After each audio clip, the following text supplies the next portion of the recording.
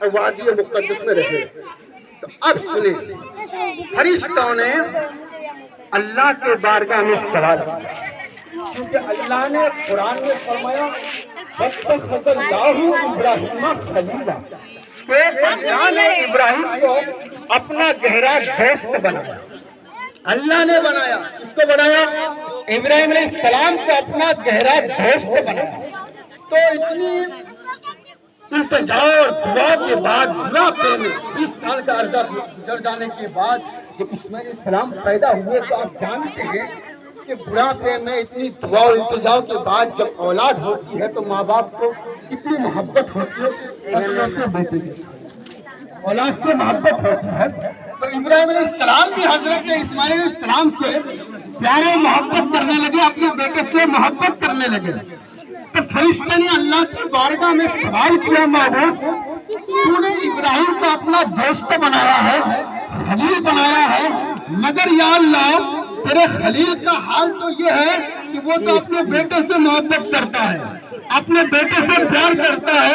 یا اللہ تیرا دوست کہلانے کا حق تو وہی رکھتا ہے کہ جس کے دل میں تیری محبت کے علاوہ کسی اور محبت کی گنجائش نہ ہو، وہی تیرا دوست ہو سکتا ہے، وہی تیرا خلیل ہونے کا حق رکھتا ہے۔ یہ سوال کیا فرشتوں نے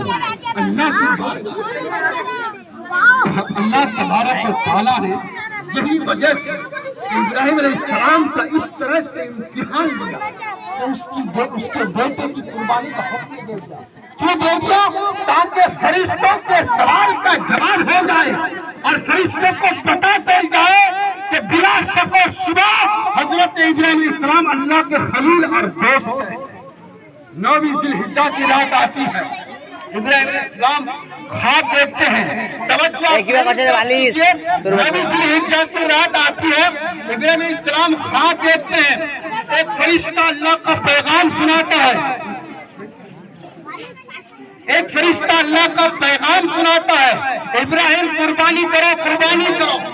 صبح ہوتی ہے، ابراہیم علیہ السلام 100 اونٹوں کی قربانی اللہ کے نام پر کر دیتے ہیں۔ دوسری رات آتی ہے، یعنی 9ویں ذی الحجہ کی رات آتی ہے۔ 9ویں ذی الحجہ کی رات بھی وہی خواب، فرشتہ پیغام سنا رہا ہے ابراہیم قربانی کرو، قربانی کرو۔ پھر دوسری صبح کو 9ویں ذی الحجہ کو ابراہیم علیہ السلام 200 اونٹوں کی قربانی اللہ کے نام پہ کر دیتے ہیں۔ پھر تیسری رات آتی ہے، یعنی 10ویں ذی الحجہ کی رات آتی ہے، پھر وہی پیغام سنایا جا رہا ہے ابراہیم قربانی کرو، قربانی کرو۔ ابراہیم علیہ السلام اللہ کی بارگاہ میں عرض کرتے ہیں، معبود میں کس چیز کو تیری بارگاہ میں قربانی کروں جس کا تو مطالبہ کر رہا ہے، جس کو تو چاہتا ہے کس چیز کو قربانی کرو؟ آواز آئی ابراہیم تم اس چیز کو میری راہ میں قربانی کرو، قربان کرو جس چیز کو دنیا میں تم سب سے زیادہ پسند اور محبوب رکھتے ہو۔ ابراہیم علیہ السلام سمجھ گئے کہ اللہ میرے بیٹے کی قربانی چاہتا ہے، کیونکہ دنیا میں اسی کے ساتھ سب سے زیادہ محبت کرتا ہوں۔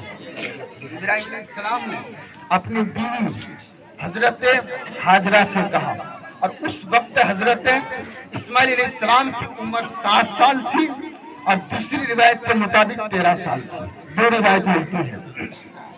7 سال کی عمر میں یا 13 سال کی عمر میں حضرت ابراہیم علیہ السلام نے اپنی بیوی سے فرمایا کہ اے نیک بخت بیوی، آج آپ کے اور ہمارے بیٹے کی دعوت ایک بہت بڑے بادشاہ کے دربار میں ہے، لہذا اسے سجایا جائے۔ حضرت ہاجرہ سن کر بہت خوش ہوئی، اپنے بیٹے کو نہلایا،